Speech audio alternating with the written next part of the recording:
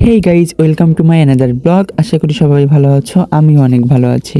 অনেকদিন পর আবার আমার একটা পার্সোনাল ব্লগ নিয়ে চলে আসছি। তোমাদের সাথে ব্লগ শেয়ার করতে অনেক বেশি ভালো লাগে, তবে এডিট করতে অনেক প্যারা লাগে। এই তো আমি ঘুম ঘুম চোখ নিয়ে বেরিয়ে পড়ছিলাম বাড়ির উদ্দেশ্যে। আমি ঘুম থেকে উঠেই 7:30-এর দিকে বাসা থেকে বেরোইছিলাম। দেখতেই পারছো চারিদিকে তেমন কোনো লোকজন নেই আর দোকানপাটও সব বন্ধ। তবে শামীম মামার দোকান কখনোই বন্ধ হয় না, এটা তোমরা সবাই জানো। আর এই ঘুম কাটাতে শামীম মামার 1 কাপ মাইকা চাই যথেষ্ট। আমার পার্সোনালি মাইকা চাটা অনেক বেশি ভালো লাগে। চা খাওয়া শেষ হলেই আমি একটা রিক্সা নিয়ে নিয়েছিলাম জেলখানাঘাট যাওয়ার জন্য। ডাক বাংলার দিকেও দেখলাম তেমন কোনো লোকজন নেই। এই তো আমি নিজের ভিডিও ক্লিপ নিয়ে নিচ্ছিলাম। এই তো সেই বিখ্যাত হাদিস পার্ক, যেটা তোমরা আমার সব ব্লগ ভিডিওতে দেখতে পাও। আর এই যে আমাদের খুলনা প্রশাসনিক ভবন। আর এইখানের ভিউটা অল টাইম অনেক বেশি ভালো থাকে। তো আমি জেলখানাঘাট চলে আসছি। এখন রিক্সা থেকে নেমে আমি চলে যাব নৌকায়।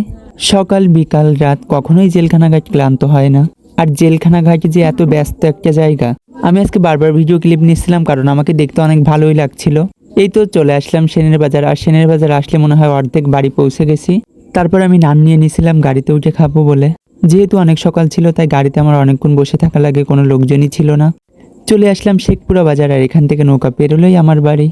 হাঁটতে হাঁটতে চলে যাচ্ছিলাম ঘাটের দিকে। আর ঘাটে গিয়ে তো নৌকায় ওয়েট করা লাগবে, এটা তোমরা সবাই জানো। নৌকা ছিল ওই পার, এই পার আসতে প্রায় 20 মিনিট লেট করছে। এই দিকে এসেও নাকি আবার বসে থাকা লাগবে। তো এই ছিল আজকের ব্লগ। বাই বাই বন্ধুরা।